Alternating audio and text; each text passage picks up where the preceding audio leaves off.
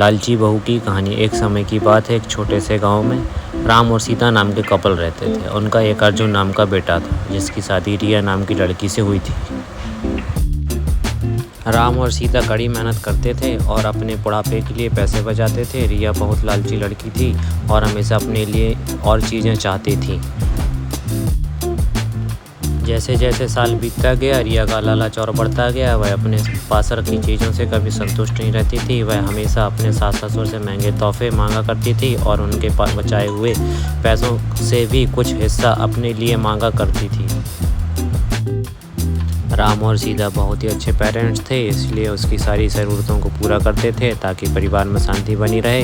वह अपने पति अर्जुन के ऊपर भी दबाव डालती थी कि वह अपने माँ बाप से पैसे और संपत्ति मांगे। वह बहुत ज़्यादा संपत्ति इकट्ठा करना चाहती थी बिना किसी मेहनत के। एक दिन राम और सीता ने यह फैसला लिया कि वह रिया को सबक सिखाएंगे। वह उनसे बुलाते हैं और बोलते हैं कि बेटा, हमें तुमसे कुछ ज़रूरी बातें करनी है। हमने यह फैसला लिया है कि हम अपनी जायदाद का कुछ हिस्सा अपने बच्चों में बांटेंगे और उसका कुछ हिस्सा तुम्हें भी देना चाहते हैं।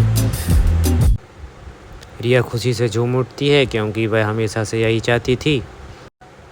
लेकिन राम और सीता के मन में कुछ और ही चल रहा था। उन्होंने एक पत्थरों से भरा हुआ बैग उसे दे दिया और बोला, यह बेटी तुम्हारे हिस्से की संपत्ति है। रिया उस बैग को देखकर गुस्सा हो गई। उसने उस पत्थर से भरे हुए बैग को ज़मीन पर फेंका और ज़ोर से चिल्लाते हुए बोली कि मेरी मजाक उड़ाने की तुम्हारी हिम्मत कैसे हुई? मुझे पैसे चाहिए, ये पत्थर नहीं। राम और सीता ने आसान तरीके से उसे समझाया और बोले, रिया, सच्ची संपत्ति सिर्फ पैसे और चीज़ों के बारे में नहीं है। यह प्यार, दया और जो कुछ भी तुम्हारे पास है इसके लिए आभारी होने के बारे में है। हमने हमेशा तुमसे प्यार किया है और तुम्हारी देखभाल की है और यह पैसों से भी अधिक कीमती है।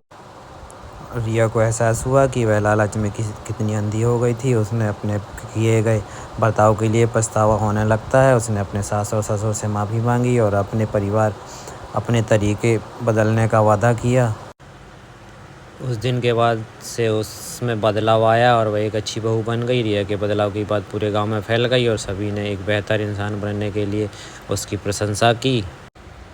रिया अपने परिवार का ख्याल रखते हुए और उनके बीच मिले प्यार के लिए आभारी होकर हमेशा खुश रहने लगी। कहानी से सीख ये मिलती है कि सच्चा धन प्यार, दया और जो हमारे पास है उसके लिए आभारी होने से आता है, ना कि हमेशा और अधिक चीज़ों की चाह रखने से। अगर आपको कहानी पसंद आई हो तो चैनल को लाइक करें, कमेंट करें, शेयर करें, सब्सक्राइब करें और बहुत सारा प्यार दें। आगे भी कहानियाँ देखने के लिए बेल आइकन को दबा दें, जिसमें आगे भी आपको वीडियो मिलती रहें। धन्यवाद।